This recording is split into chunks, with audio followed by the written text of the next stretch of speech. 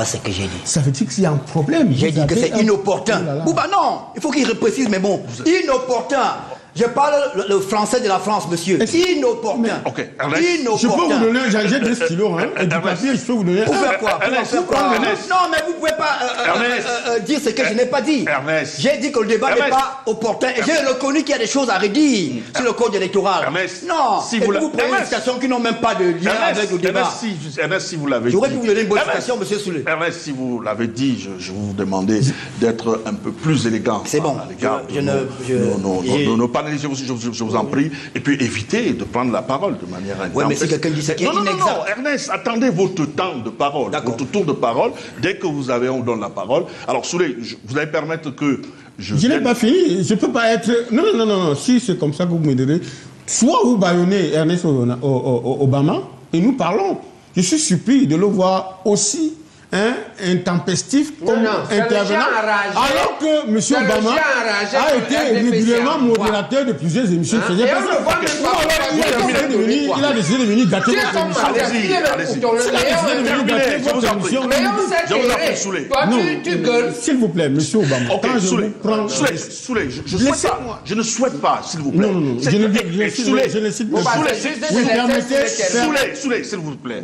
Je ne souhaite pas que vous vous donnez l'impression aux téléspectateurs que je vous empêche de parler, mais je vous suggère de ne pas répondre à Ernest Obama. Je vous ai posé une question, répondez à ma question. Je suis venu pour faire cette émission avec vous n'êtes pas là pour répondre à Ernest. Je réponds plus. Voilà, répondez à ma question. Mais je voudrais continuer à parler du code d'Elekam.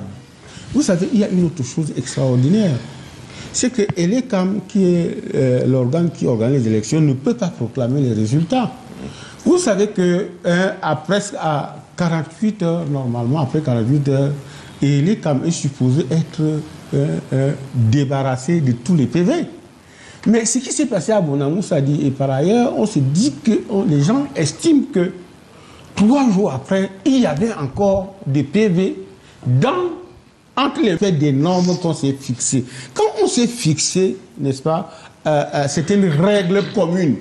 Il faut les appliquer. Lorsque le constituant dit que le procès verbal d'Elekam fait foi, c'est parce qu'il subodore qu'il n'y aura pas une intention malsaine, malveillante pour certaines personnes, n'est-ce pas, de soutirer les pages intérieures entre la première et la dernière qui sont signées pour aller les sous-traiter ou alors les falsifier.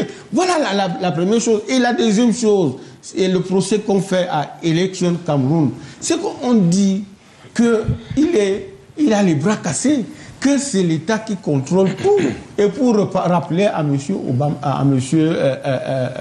Anaba, mon frangin, effectivement, Elekam a estimé que le code électoral actuel, n'est-ce pas, qui n'épouse pas l'air du temps, doit être revu. Et je suis en disant sur ce premier point que quand vous allez à une compétition entre 12 et que 11 disent que les règles sont mauvaises, vous vous arrêtez et vous regardez. Pas que vous seul, vous dites que ce soit bon ou mauvais, je vais avec vous à la compétition. Et vous avez posé la question de savoir pourquoi les gens ne refusent pas d'y aller. Ok, non, Souley, je ne vous ai pas posé cette question. Souley, je ne vous ai pas posé cette question. Je vous ai pas posé cette question. Alors, Maître Emmanuel Sim, quel est l'impact, le rôle joué par Elekam dans ce processus électoral? Quelle incidence le code électoral peut avoir sur le scrutin? Écoutez, M. Bouba... Je compte sur vous pour ne pas répondre à vos prédécesseurs. Non, je suis venu parler aux Camerounais, pas à quelqu'un. Nous sommes Camerounais. Je me suis rendu compte que... je ne suis pas tchadien, moi. Dès que l'émission a commencé, j'étais cité lourdement par quelques intervenants. Mais je viens ici parler aux Camerounais. Je suggère vraiment pour nous tous. À la maison, quand on fait ce que je vois là, personne n'entend rien. Et il y en a qui prennent la parole à tous les tours. Avec parle, il intervient. Sur les parle, il intervient. Je pense que nous avons un devoir de respect pour ceux qui nous regardent. Et moi, je me tais quand les gens ont la parole. Monsieur Bouba, vous savez, nous sommes dans un pays qui est assis sur un volcan. Et je vois les gens s'amuser. Les Camerounais donnent l'impression que rien ne va jamais arriver avec ceux qui nous gouvernent. Ils ont ce sentiment que parce qu'ils ont les armes, la puissance et la menace de Moulinex et des autres, rien ne peut jamais arriver. Eh bien, quelque chose peut arriver. Et ça peut arriver à tout moment. Et on l'a vu à Tchang.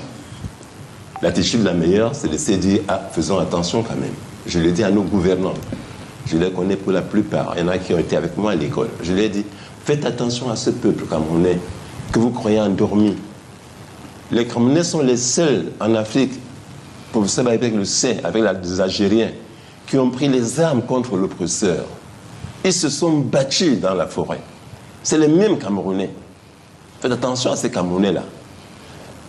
Bouba, vous savez, moi j'ai été à l'élection présidentielle 2025.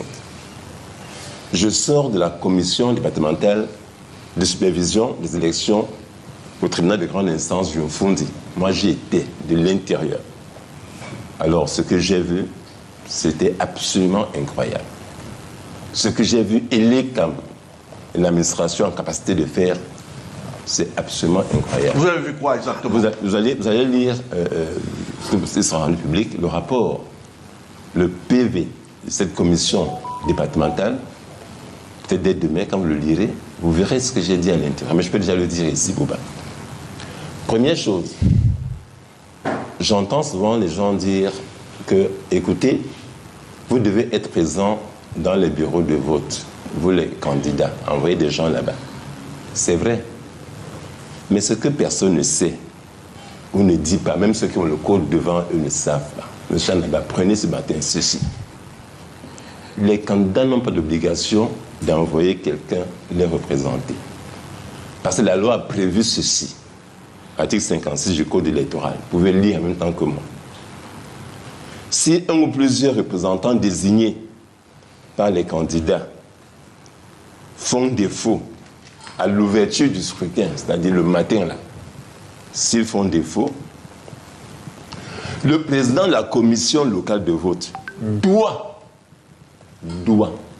Français de France, par décision consignée dans le procès verbal, vous nous avez exclus. Il doit désigner pour la compléter des électeurs sachant lire et écrire le français ou l'anglais, inscrits sur la liste électorale correspondant au bureau de vote. Je vous explique au Camerounais lambda. Lorsque le président du bureau de vote constate que Cabral Lébi, Chiroma, Okwemo n'ont personne, la loi lui dit tu dois désigner quelqu'un avant de commencer à l'ouverture des gens qui vont représenter les candidats qui font défaut. Dites-moi, M. Ouba. Et j'ai demandé à Elekam, parce que j'étais avec eux dans un cadre très feutré, dans le bureau d'un magistrat. Je leur ai dit à mes amis d'Elekam, est-ce que vous avez pris ça à vos présidents du bureau de vote? On a déjà vu ici 2500 PV. Dans quel PV ils ont mentionné qu'ils ont désigné quelqu'un pour remplacer un représentant qui fait défaut? Ils ne le font jamais. Ils ne le font jamais.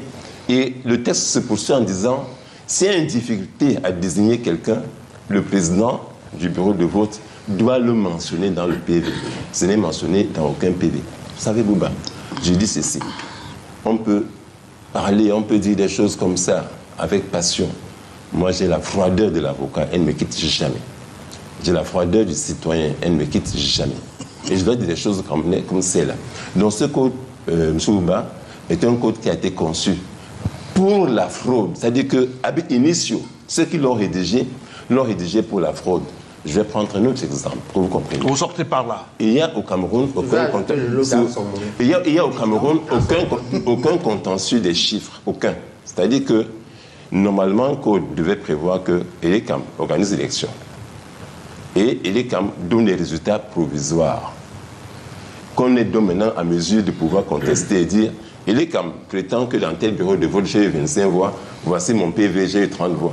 Il n'y a dans ce code aucun moyen de faire le contentieux des chiffres.